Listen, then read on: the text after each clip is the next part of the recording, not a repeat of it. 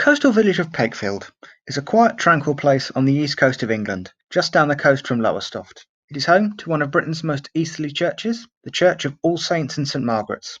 The Warboy Walk, which takes you around the childhood locations of the book by Michael Foreman, who grew up in the village during the Second World War. And as you would expect, a place like this comes with all the standard seaside names of roads: Ship Road, Nelson Road, Cranespill, and many others. But there is one that seems to stand out among the rest: Bloodmoor Road.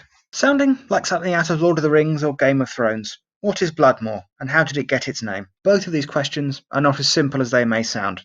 Technically, there is no Bloodmoor itself that the road takes its name from, but there is a Bloodmoor Hill near Pakefield in Gisleham. What exactly happened here is a bit of a mystery. Legend goes that the area was the site of a terrible and desperate battle, with thousands falling on both sides, the ground becoming saturated with their blood, and the bodies piled so high on top of each other they resembled a hill. But when did this battle happen, and who was fighting who? Some claim that it was during the Roman invasion of what is now Britain, with the battle possibly taking place around 60 AD between Roman forces under the command of Gaius Suetonius Paulusnus and the remnants of the Iceni tribe after the defeat of their queen Boadicea at Watling Street.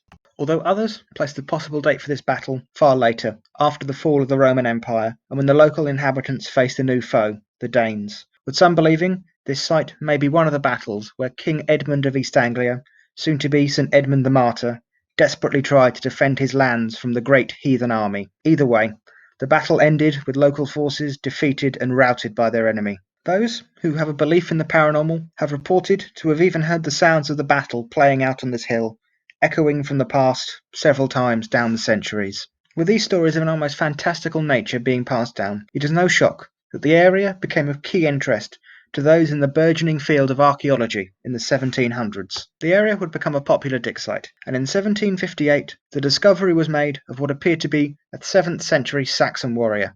But rather than a body left on the battlefield, it was buried properly, possibly believed to be a chieftain from a nearby settlement. Written about as far back as the 1840s, historian Alfred Sucking covered some of the details in his books, The History of the Antiquities of the County of Suffolk. At this time, the story in circulation was the battle had been against the Danes.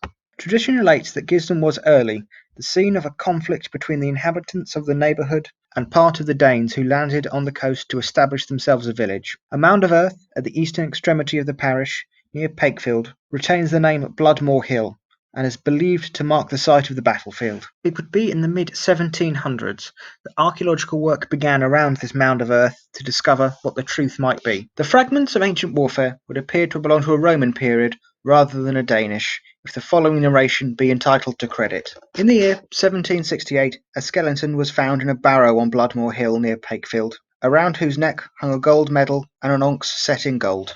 Digging in the area during this time period would come to an end in the 1780s, when the local rector ordered it to stop and had all the remains and artefacts reburied. Sadly, the hill and the burial mound was practically destroyed during these digs due to the less than stellar respect they had for where they were working. Of course, Suffolk has a rather illustrious history when it comes to archaeological finds of this nature, from the large important burial site of a king found at Sutton Hoo in 1939, to the smaller but equally as important coin hoards found by amateur metal detectives throughout the decades. In more recent times, far more careful work has been carried out by the Cambridge Archaeological Unit and has discovered that the area was the site of a large Anglo-Saxon settlement with around 40 buildings dating from the 6th to the 8th century, including a large cemetery with 28 graves that included high-status female graves. They would also find huge amounts of artefacts, from simple things of everyday life, such as pottery and animal bones, to the figure of a man dating from 600 to 650 AD, as well as other jewellery, and the signs of the settlement's conversion to Christianity. Even large amounts of scrap metal in certain areas, indicating that these were the site of the blacksmiths and other industrial practices. With Dr. Jess Tipper, one of the archaeologists who took part in the digs, describing their finds to the local paper as, "The finds are on par with some of the items from Sutton Hoo."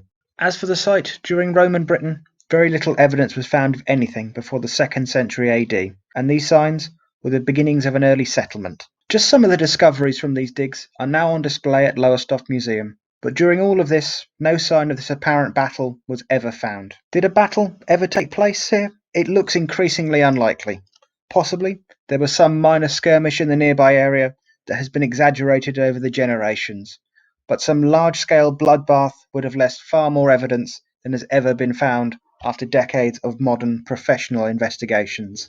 But what was discovered might be even more fascinating, and I think certainly more important. It is all very well to find how people died in battle, but it is a rarer thing to find how they lived, survived, and dealt with their dead off the battlefields. I will not begin to pretend I understand the magnitude of many of the finds discovered, and how they fit into a larger picture of previous sites, other than on a very basic level, as it is way above my head.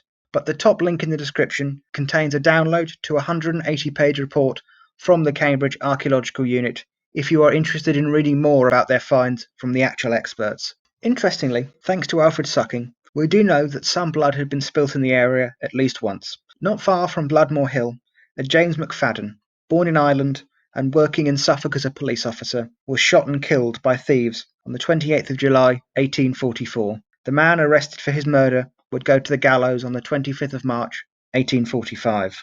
I hope you've enjoyed this presentation. All the information and pictures used can be found in the description below.